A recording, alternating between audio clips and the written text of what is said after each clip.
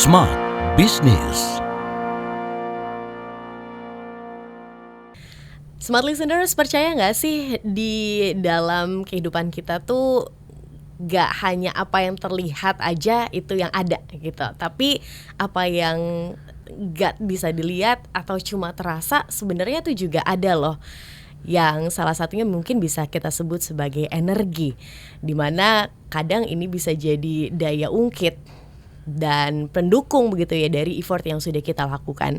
Dalam podcast Smart Business di kesempatan kali ini Tasya Rustama akan temani Anda dan kita akan bahas seputar hal ini bersama dengan Coach Reo atau yang akrab suka dipanggil sebagai Koko Healing. Hai Coach. Kata Tasya. Hai, kita ketemu lagi podcast bisnis nih. Kita ngomongin energi bisnis nih, Coach. Tapi Coach Reo sendiri setuju nggak sih bahwa bisnis itu kadang-kadang ya cocok-cocokan, jodoh-jodohan begitu ya, tergantung energinya, benar nggak? Iya, memang menarik ya kalau saya dulu, terutama karena latar belakang saya juga kan dari dunia bisnis gitu ya. Saya cobain usaha berulang kali, gagal, ganti lagi, usaha gagal lagi, ganti gagal lagi gitu ya, berkali-kali. Nah, terus ada satu momen yang cukup menarik ketika dulu salah satu kayak partner saya, dia bilang gini, bro, kamu harus coba ikut training ini gitu. Jadi kayak dia ajakin ke training gitu, trainingnya 3 hari. Nah, dia bilang ini membedah tentang alam bawah sadar manusia. Hah, apa tuh alam bawah sadar gitu kan?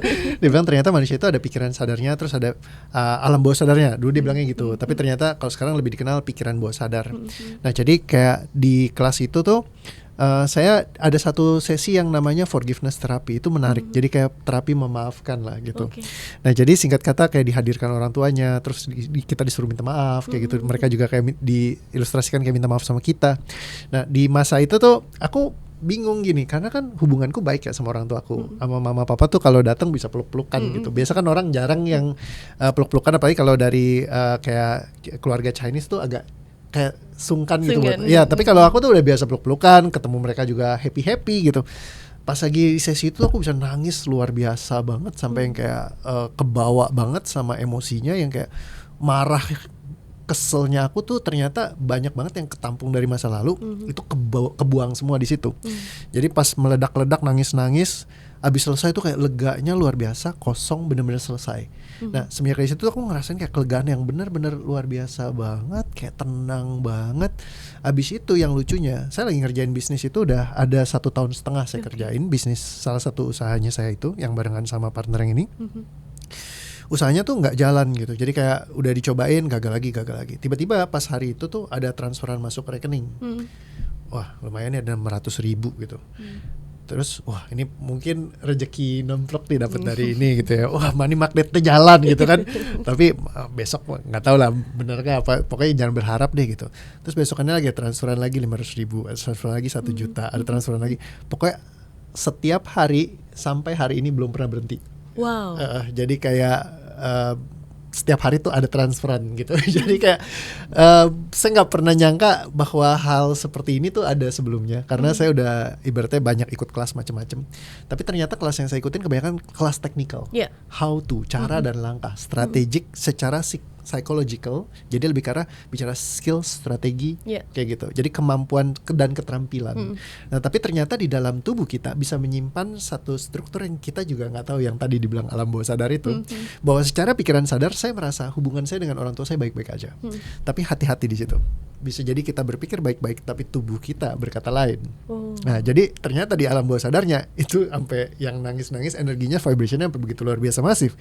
Jadi itu yang sesuatu yang saya nggak tahu banget gitu. Nah, mulai dari situ saya jadi kayak fanatik banget sama nih alam bawah sadar, kayak gue mesti tahu nih isinya apa aja gitu. Jadi kayak akhirnya saya keliling tuh buat ngertiin di sana gitu. Nah, akhirnya along the way saya banyak bantuin kayak klien-klien saya memang yang kayak memang business person, C-level segala macam. Anda bisa lihat lah track recordnya di TikTok saya gitu ya. Nah, itu memang ketika dibantu mereka ngerasain kayak performance mereka tuh naik banget gitu.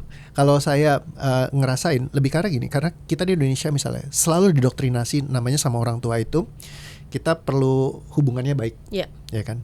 Kalau anak durhaka biasanya rezekinya Seret. kayak gitu ya. Jadi itu udah ditanemin dari kecil Iya. kan. Nah, karena ditanemin dari kecil itu jadi kayak base foundationnya dalam sistem kita.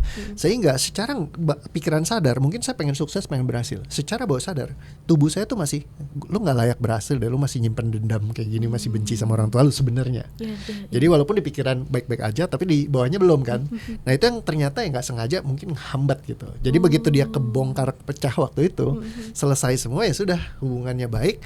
Abis itu rezekinya jadi kayak ngalir terus. Nah mulai dari saat itu pola-pola lama yang dulunya kacau-kacau itu ke distract tuh. Jadi akhirnya ya rezeki bisa datang bahkan di bisnis yang tadinya saya jalanin yang gagal juga gitu. Tapi kok setelah dijalanin malah bisa bagus gitu. Jadi kayak sesuatu yang menurut saya ada memang hal yang ya tubuh itu kan manusia ya, tubuh, pikiran dan jiwa gitu ya. Ada spiritnya juga gitu yang kita vibrationally kayak contoh mau ketemu teman kita mungkin lagi ngobrolin tiba-tiba orangnya nongol gitu. Terus lagi keinget tiba-tiba dia telepon gitu.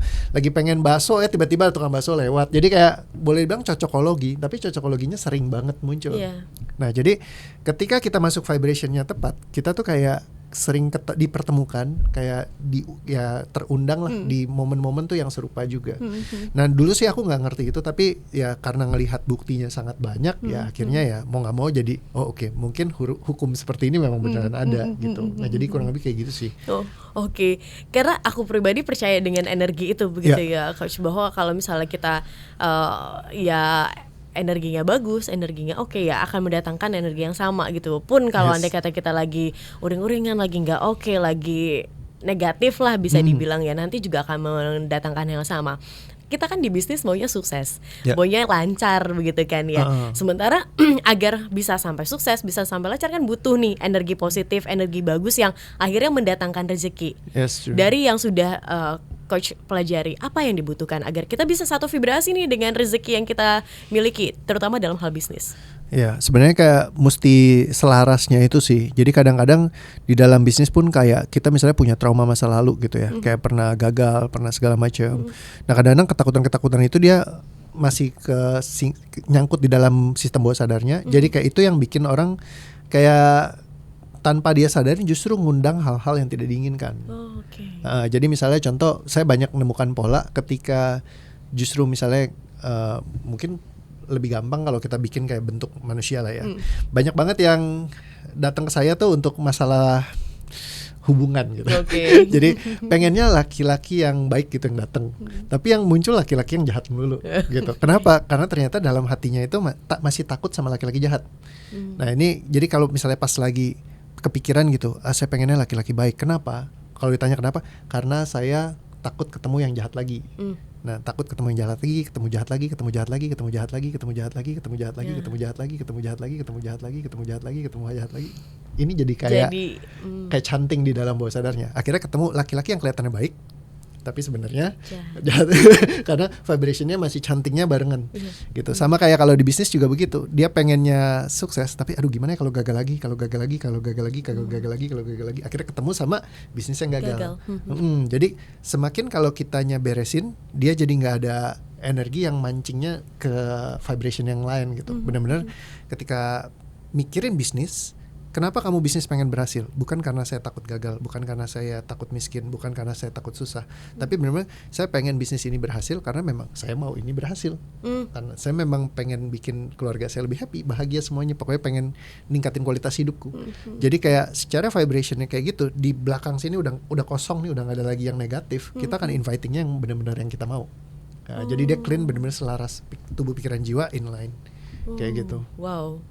Ini saya pelajarin ketika saya membesarkan anak, Coach, di mana saya ilmu parenting bilang bahwa dunia tuh nggak menerima, mereka tuh nggak menerima ucapan negatif. Jadi kalau nggak boleh makan es krim, mereka nggak tahu nggak boleh, tapi boleh makan es krim gitu. Berarti ini konsepnya sama ya dengan itu. Ya mungkin dalam hal ini mirip-mirip karena kalau misalkan untuk lebih karena kalau misalnya mau ngeset goal sih. Jadi kayak kalau goal itu jangan dimasukin yang negasi. Dan juga kita mesti menghindari misalkan contoh ya, kalau berdoa itu jangan yang kayak Tuhan selamatkanlah aku dari mara bahaya. Nah misalnya kalau berdoanya selamatkan aku dari mara bahaya, artinya kalau mau diselamatkan dari mara bahaya, kita harus ketemu yang namanya Mara bahaya. mara bahaya. Jadi dalam satu doa yang sama kita mau diselamatkan dari mara bahaya. Jadi kamu harus ketemu mara bahaya terus, dulu. karena kamu nggak sengaja kamu ngundangin di dalam doanya kamu kayak gitu. Jadi doa tuh jangan pengen lunas hutang, karena kalau mau lunas hutang berarti harus ada hutang dulu baru bisa lunas. dilunasin. Jadi kalau misalkan nanti udah mau lunas hutangnya, dia harus ke-maintain doanya, karena setiap doanya adalah lunas hutang. Gimana mau lunasin hutang kalau hutangnya selesai? Jadi sebelum hutangnya selesai akan ada muncul hutang baru dulu, supaya bisa terus berlanjut doanya melunasi hutang, kayak gitu. Nah itu pattern unconscious sih, bawah sadar ya, menarik memang.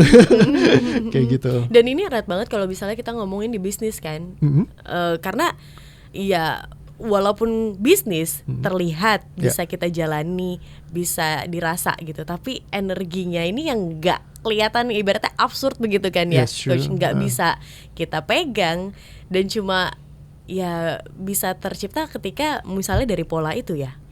Ya, mungkin kita paling gampang sense-nya adalah kamu track aja kayak 5 tahun ke belakang, improve gak? Ya kan, kalau hidup kamu kayak jalan di tempat atau gak banyak improvement, atau kamu udah coba banyak hal tapi masih gagal terus-terusan, mungkin ada pattern unconscious yang kamu gak sadarin. Jadi kayak mungkin entah mental block atau apa segala macam yang bikin kamu punya ceiling. Misalkan kayak banyak ketemu ceiling yang kayak mentoknya, misalkan income saya tuh di 200 juta misalkan. Kalau ketemu di atas 200 juta tuh kayaknya langsung ada sesuatu yang bikin dia balik lagi ke 200 juta misalnya kayak gitu. Jadi kayak polanya tuh dia stuck di angka-angka tertentu. Nah ada yang kayak gitu. Nah jadi mereka bisa nyangkut di dalam sistem. Kayak saya contohnya yang menarik sih, yang pas kasus saya juga lumayan, karena dulu saya mentok di angka 40 juta. Jadi kayak kalau mau tembus 40 juta per bulan tuh gak bisa. Jadi kayak selalu range uang saya tuh di 40 juta terus. Nah ternyata pas saya telusurin ada satu pengalaman yang saya inget banget, yaitu pas lagi saya datang ke acara eventnya Pak Yohanes Simatupang. Nah dia itu dulu diamond di salah satu perusahaan MLM. Jadi beliau bilang gini, ini ada kursi paling depan, siapa yang mau maju ke depan, siapa yang mau jadi diamond silakan maju ke depan. Saya yang maju ke depan. Abis itu dia gayanya kan emang, kalau Pak Yohanes tuh apa ya, kayak nyemangatinnya tuh, emang kamu bisa, saya nggak yakin kamu bisa sukses gitu dapat jadi diamond 40 juta penghasilan, nggak mungkin lah, kayak dia bilang begitu. Emang bisa? Terus saya bilang bisa pak, gitu kan. Ya namanya anak kecil kan semangat aja, bisa pak, saya pasti bisa gitu ya. Pokoknya saya janji. Kamu berjanji kayak gitu? Saya berjanji gitu. Ternyata janji hati itu nyangkut di situ. Jadi income saya 40 juta per bulan. Jadi pas mau naik balik lagi nih settingannya diamond nih 40 juta gitu kan. Jadi akhirnya nyangkut terus, padahal diamondnya udah kena inflasi gitu. Itu kan 2004 ya saya di sana gitu. Jadi kayak udah jauh banget gitu. 40 juta saat itu mah gede ya. Saat ini kan udah gak relevan gitu. Jadi wah memang ya, kalau diingat kan dulu lagunya Melisa, abang tukang bakso, mari aku mau beli satu mangkok saja 200 perak, yang banyak baksonya. Sekarang 200 perak dapetnya kuah doang kali ya. Dapat omelan abang ya. Aduh, ya kayak gitulah. Jadi ya memang dinamiknya lain ketika kita mungkin menemukan apa yang menjadi problemnya kita bongkarin, bisa jadi dia berubah polanya. Kayak gitu. Nah begitu dari pecahin ya, jadi bisa tembus keluar gitu. Kalau nggak ya susah nyangkut di situ terus. Ngejaga energi bisnis ini biar sinkron terus gimana, Coach? Kalau misalkan sebenarnya kalau udah dibongkar, dia akan beda termostatnya. Jadi jalurnya akan lain. Kalau ceilingnya masih nyangkut ya dia susah buat ditembus ke atas. Tapi once dia udah ketembus, udah lebih gampang tuh. Nah ibaratnya kayak gulungan momentum tuh kayak bola salju, yang kegulungnya tuh lebih gampang karena dia udah nggak ada yang kayak ngehambatnya lagi. Nah jadi ketika dia memang dibongkar dengan benar, itu dia bisa ke level yang lebih tinggi. Tapi nanti kalau udah muncul mentok lagi, nah kita mesti telusurin lagi tuh, apalagi yang nyangkut. Nah jadi kadang-kadang nge-break itu mungkin kalau aku senangnya kayak dari baca buku gitu kan, kita jadi tahu oh insight apa nih yang ternyata yang berbenturan sama keyakinan kita dulu. Terus bukan sekedar keyakinan, tapi gimana caranya biar ngeberesin itu benar-benar kita bisa cabut dari sistem kita bisa di replace gitu. Nah itu yang lebih penting sih, sama nemuin kira-kira benih-benihnya ini nyangkut di mana. Nah kalau ketika diberesin dia bisa buat lebih gampang. Mungkin ini bicaranya teknikal sih ya. Soalnya kalau ditanya kayak ke dokter gigi, dok gimana sih cara cabut gigi? Ya dicabut aja.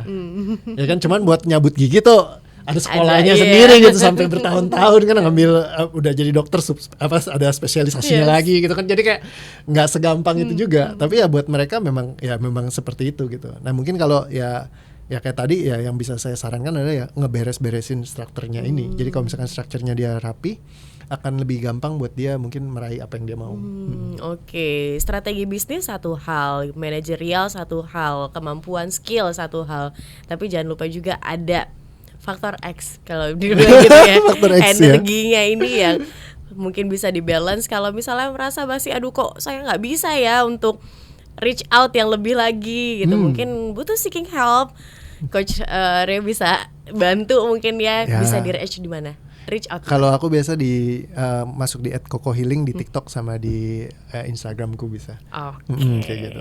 Jadi silahkan kalau misalnya mau main-main, mau tahu gimana konsepnya, langsung bisa di reach out di Instagram dan juga TikToknya Koko Healing. Thank you. Iya, makasih Kak Tasya. Kita tutup dulu ya episode Yo. kali ini, dan terima kasih juga untuk Anda smart listeners yang sudah bergabung bersama dengan kami. Akhir kata saya Tasya Rustama dan Coach Rio. yes, kami pamit. Sampai jumpa. Ya. Smart Business. Lead you better.